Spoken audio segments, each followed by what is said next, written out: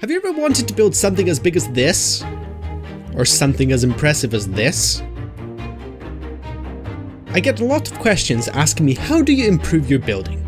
So I've prepared 5 easy steps for you to follow, and hopefully if you follow them correctly and you have the time and the determination, this will improve your building skill. Step 1. Knowing what to build and getting the inspiration.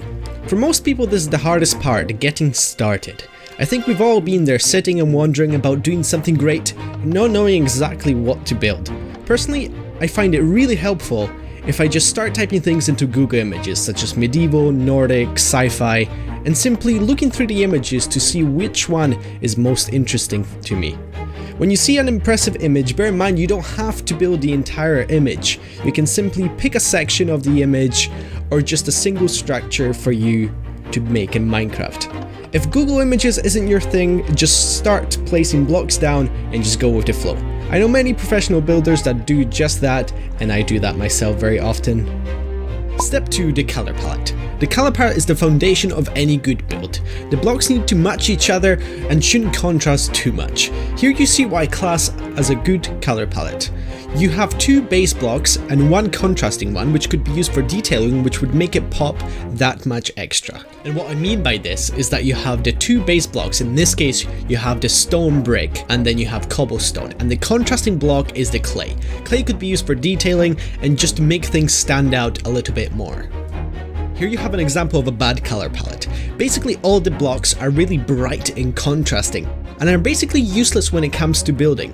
It's true you can use them as decorational pieces here and there, but for the most part they're not a very good material to make your houses out of. Step 3. Detailing. Detailing is my favorite part, as this really helps your structures stand out from the crowd. Here's an example of your typical wall, really flat and boring, not really much going for it. As you see here, I made a wall of the same width, and you can see how much more you can do with the same amount of space.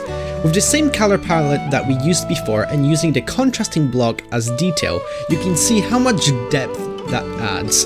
Also, arches are a good way of making your builds more unique and interesting to look at. Just make sure that there's always at least half a block touching horizontally. By adding a foundation, you're creating a transition from the terrain onto your building. And that basically is more eye-pleasing to look at, and it also embeds your building into the ground, making it feel more authentic. Now, having done the detailing and having the 2 structures side by side, you can really see how much you can achieve when your detailing is done right.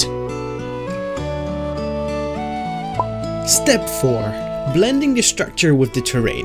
You can do that easily by adding foundations. As you see here, the wall looks like it just simply popped out of the ground and there's no transition whatsoever.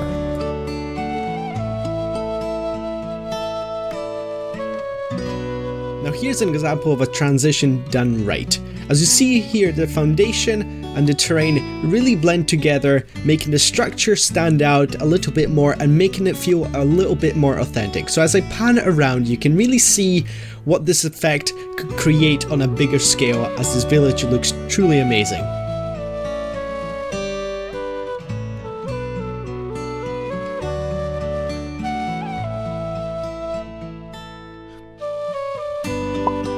Step 5. Shape. Shape is very important. Try and avoid common shapes such as squares or rectangles. Try to make your shapes in odd numbers, as that will make your life easier when it comes to detailing. Also, symmetry isn't always a good thing. Try and be creative with your shapes and make them unique, as the shape will determine the outcome of your structure. And now that you know all the steps that it takes to create anything you want in Minecraft and make it look good, we're gonna continue this and make it into a nice house, and hopefully you guys are gonna pick up on some tips here and there as we go along. So I hope you found this helpful, and if you did, make sure to leave a like down below, subscribe if you're new, and if you know any of your friends that are struggling with building, maybe you can share this video to them. So what I'll leave you with is the time lapse of this house, and I hope you're gonna enjoy. And if you have any questions whatsoever, make sure to ask me in the comments down below. I'm more than happy to answer them, and I'll see you guys next time.